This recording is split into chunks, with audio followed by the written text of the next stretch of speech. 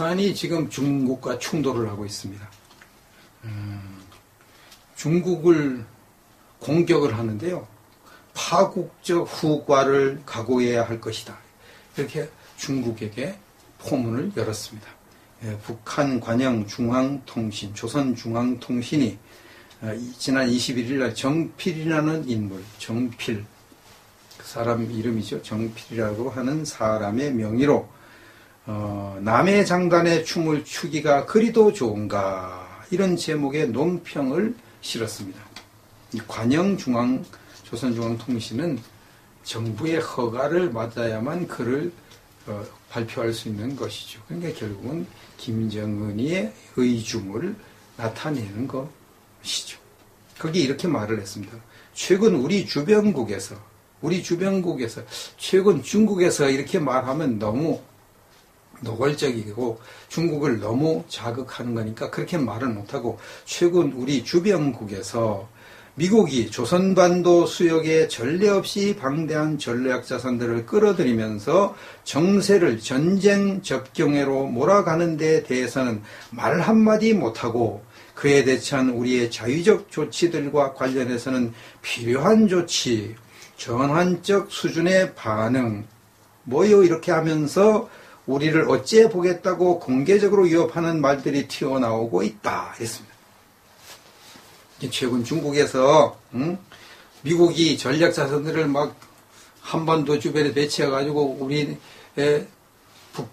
북조선을 이제 막 압박을 하고 있는데, 그래서 우리가 거기에 자위적인 조치로 핵무기도 만들고 또 뭐 미사일도 만들고 이렇게 하는데, 거기에 대해서는 전쟁, 미국이 이렇게 전쟁을 하고 막 이렇게 우리를 공격하는 데서는 입도 뻥끗 못하면서 있어서 우리 북한을 어째 보겠다고 하는 이런 말들이 중국에서 튀어나오니까 기분 되게 나쁘다, 이렇게 지금 말을 한 거죠.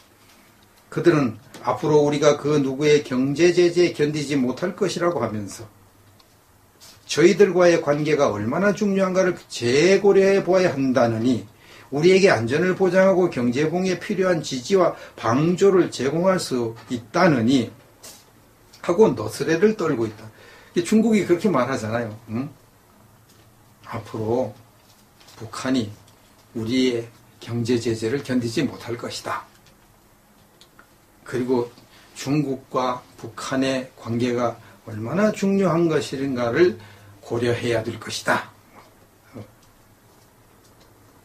우리 중국이 북한의 안전을 보장하고 경제 부흥에 필요한 그런 조치들을 제공할 수가 있다. 그러니까 우리 중국을 함부로 대하지 말아라. 이런 너스레를 떨고 있다고 비난을 합니다. 4월 18일에는 공식 언론을 통하여 우리가 핵 미사일 계획을 추진한 것으로 인하여 지난 시기 적수였던 미국을 저들의 협조자로 만들었다. 4월 18일에 중국 언론에서 북한이 핵을 만들고 미사일을 만들었기 때문에 미국이 우리의 협조자다. 미국이 우리의 동조자다. 북한이 우리의 위험한 적처럼 취급을 했다. 이 중국이란 이 나라가. 중국이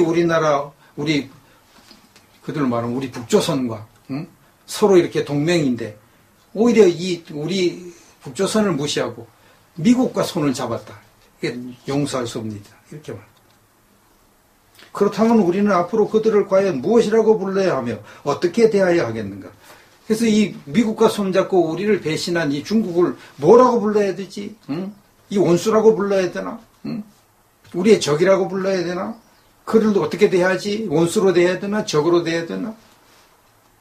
이렇게 지금 말하고 있습니다. 만일 그들이 우리의 의지를 오판하고 그 누구의 장단에 춤을 계속 추면서 우리에 대한 경제 제재에 매달리면 우리의 적들로부터는 박수가채를 받을지 모르겠지만 우리와의 관계에 미칠 파국적 후과도 각오해야 할 것이다. 그래서 이제 중국이 만일 미국과 손을 잡고 우리를 압박하면 미국에서 박수갈채를 받을 수는 있겠지만 우리 북조선과 중국의 파국을 각오해야 된다고 으름장을 놨습니다. 파국해봐야 중국이 더 손해겠습니까? 북한이 손해겠습니까? 중국은 아무리 그래도 북한 없이도 살 수 있어요. 북한 없이도. 뭐 중국을 만약 미국이 북한을 잡아먹으려고 결심을 하면 북한에게서 얻는 이익을 미국이 보전해 줄 수 있잖아요. 경제 지원, 무역, 활로를 열어주는 거 얼마든지 할 수 있잖아요. 그리고 경제 압박 안 할 수 있잖아요. 그럼 북한은 중국 없이는 못 살잖아요. 북한이 큰 소리 칠 때가 아니잖아요. 꼬리 내려야 될 때인데, 우리 꼬리를 올리고 막 중국을 압박을 하면서, 파국적 후과를 각오하라 그러고, 미국, 이 중국이 우리 적이 됐다 그러고 막 난리를 지키고 있습니다. 이거 중국과 북한이 이제 정면 충돌로 가는 거잖아요. 좋은 현상이죠. 우리로서는 좋은 현상입니다. 이렇게 하는 걸 가리켜서 어부질이라고 하죠. 어부질이. 조개와 황새가 서로 싸우다가 어부가 조개도 잡고 황새도 잡는 이런 일이 일어나는 거죠. 중국과 북한이 싸우면은 결국은 이득 보는 건 우리와 미국이 되는 거죠. 평양에 주재하는 외신 기자들이 북한의 기름값이 최근 폭등하고 있다. 그래서 이제 일부 판매 제한 조치까지 내려졌다 이랬습니다. AP통신 21일 보도를 보니까 평양 시내 휘발유 공급이 줄어들면서 일반인 판매를 제한하거나 결국 폐점하는 주유소들이 나오고 있다. 일반인 판매 안 하고 뭐 외교관이나 정부 기관 이런 데만 판매를 하고 또 제한하고 이제 주유소 문도 닫고 이런 일들이 일어나고 있다고 합니다. 기름값도 많이 올랐는데요. 70, 80센트 하던 킬로그램당, 그건 킬로그램이라고 하네요. 리터라고 그러는데, 킬로그램당 70, 80센트 하던 것이 1.25달러로 올랐다고 합니다. 약 700원에서 900원 정도 하던 것이 1,420원 이 정도 올랐다고 합니다. 많이 올랐죠. 중국의 관영 영자지인 글로벌 타임스도 똑같이 보도를 했습니다. 몇몇 북한 주유소들은 서비스를 제한하고 기름값을 비싸게 받는다. 휘발유 가격이 4갤런당 13달러에서 22달러로 올랐다. 거의 배 정도 올랐네요. 그래서 이게 중국이 지금 원유를 공급을 줄여서 그런 것인지, 이제 원유 공급을 줄일 것을 예상해서 이렇게 북한이 수요를 줄이는 것인지는 아직 모르겠다. 이렇게 이야기를 하고 있습니다. 중국이 매년 100만 톤 원유를 북한에 유상 혹은 무상으로 공급을 한다고 합니다. 이것이 북한의 전체 원유 수입량의 75에서 90% 수준이라고 해요. 그러니까 이 원유만 공급 안 해도 북한은 이제 못 사는 그런 지경에 이르고 있습니다. 자, 이렇게 북한이 중국을 맹비난한다. 북한과 중국이 싸운다. 그러면 결국은 정세가 우리 한국에 유리한 쪽으로 지금 흐르고 있다는 것을 알 수가 있습니다. 그래서 이제 요즘 북한에서 나온 이러한 반응 때문에 중국의 관영 신문인 환구시보가 말을 했습니다. 미국이 북한의 핵시설을 외과수술적으로 없애는 것은 우리가 외교적인 항의를 하는 것으로 그칠 것이다.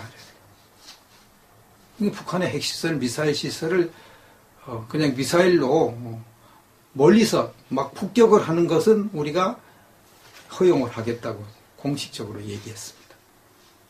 근데 38선을 넘어서 진격하는 것은 허용하지 않겠다. 38선 넘어서 만약 북한 땅으로 쳐들어간다. 그러면 중국군이 개입하겠다고 엄포를 놓았습니다. 최소한 지금 북한의 핵시설, 미사일 시설을 미국이 폭격해도 중국이 개입 안 하겠다고 공식적으로 얘기를 했거든요. 그러니까 북한이 지금 몸다른 겁니다. 몸다른 거. 그래서 막 그냥 도망을 치면서 힘없는 그 쥐가 도망을 치다가 이제 고양이를 물겠다고 지금 달려드는 거 아닙니까? 뭐 성질 나니까 뭐 고양이인 중국이라도 물어보겠다고 지금 막 대드는 거죠. 중국이 볼 땐 가스로운 짓이지만. 그래서 하여튼 이게 우리에게 이렇게 좋은 방향으로 지금 흘러가고 있는 것은 사실입니다. 하나님이 악인을 심판하시는 방법 중에 하나가 있는데요. 그것은 악인들이 자기들끼리 싸움박질을 하게 해서 멸망을 시키는 그런 방법도 있습니다. 뭐 하나님이 여러 가지 방법을 쓰죠. 어떤 때는 뭐 그냥 우박을 막 내려가지고 그냥 적군을 괴멸시키는 적도 있고요. 지진이 일어나서 뭐 하게 하는 것도 있고 많은 경우가 있어요. 폭우가 일어나서 막 적군을 괴멸시키는 것도 있고 악인들을 심판하는 방법 여러 가지가 있는데 그 중에 하나는 악인들이 지들끼리 싸우게 하다가 자멸하게 하는 그런 방법이 있습니다. 유다나라, 구약시대 유다나라 여호사밧 왕 시대의 일입니다. 그때 암몬, 모압, 세일 연합군이 쳐들어왔습니다.